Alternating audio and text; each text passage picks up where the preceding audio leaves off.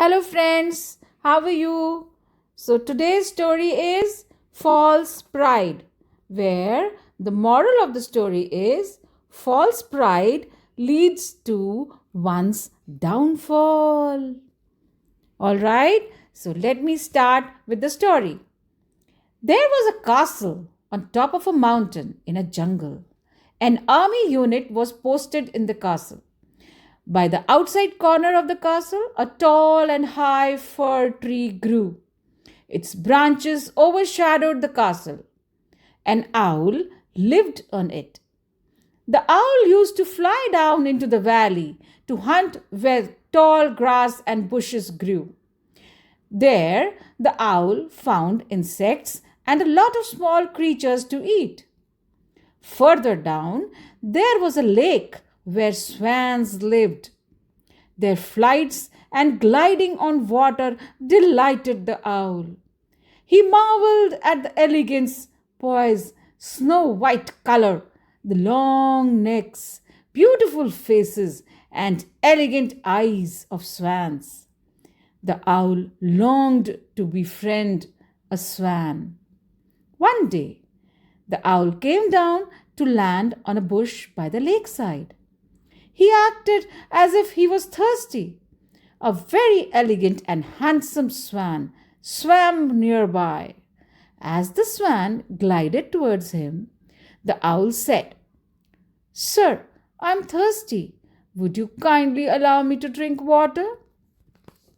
The swan looked up in surprise and spoke.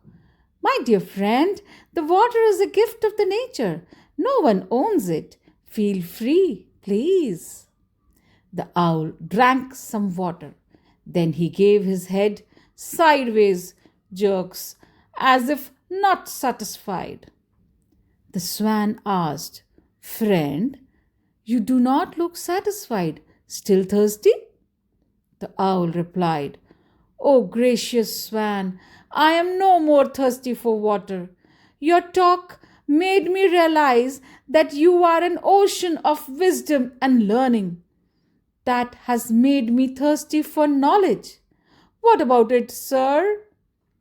The swan smiled. "Friend, you are welcome any time. We shall talk. Thus, what I know will be yours, and I will learn from what you know." Since then, they met every day. They talked. One day, the swan revealed that he was in fact the king of swans, Hans Raja. After giving his introduction, Hans Raja took the owl to his palace.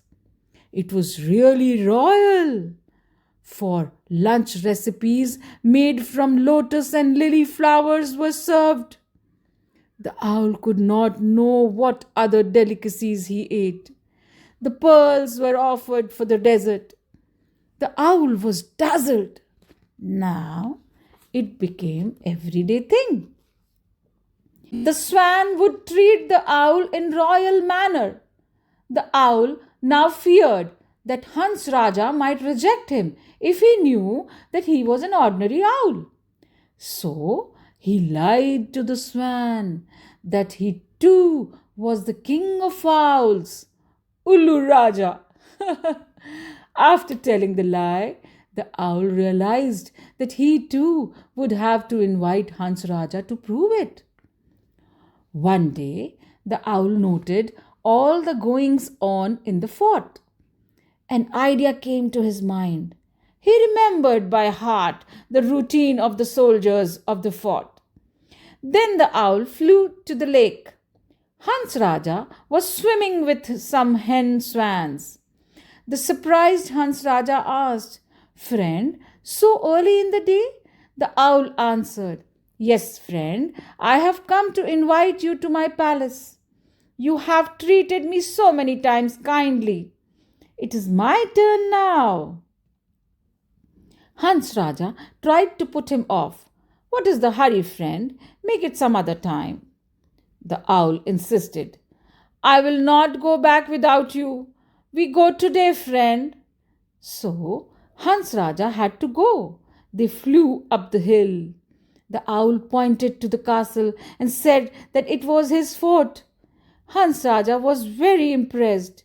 When they landed on the tree, it was the time for the morning parade of the soldiers.